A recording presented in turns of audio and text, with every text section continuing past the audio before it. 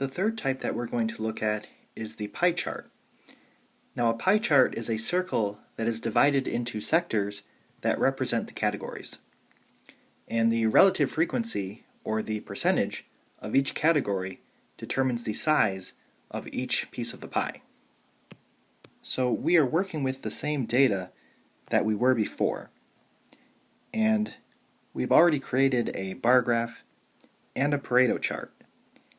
And they want us to construct a pie chart.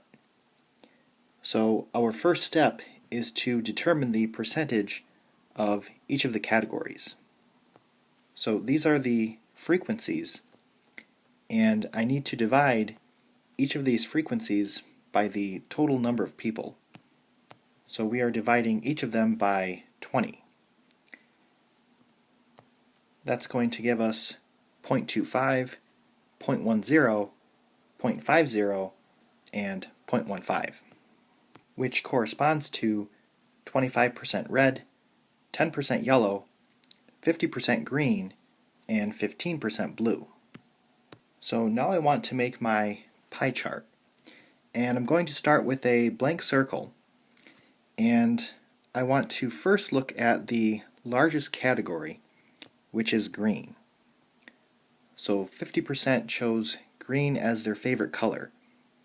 So this is going to take up half of the circle. The next biggest piece is going to be red, and that is 25% of the circle. So that's a fourth of the circle. And the last two pieces are going to be yellow and blue. And it's okay if the slices are not exact. So the size of the blue piece is not exactly 15%, and the size of the yellow piece is not exactly 10%, but it should just be close. So this is our pie chart. And just as a final check, the percentages need to add up to 100%.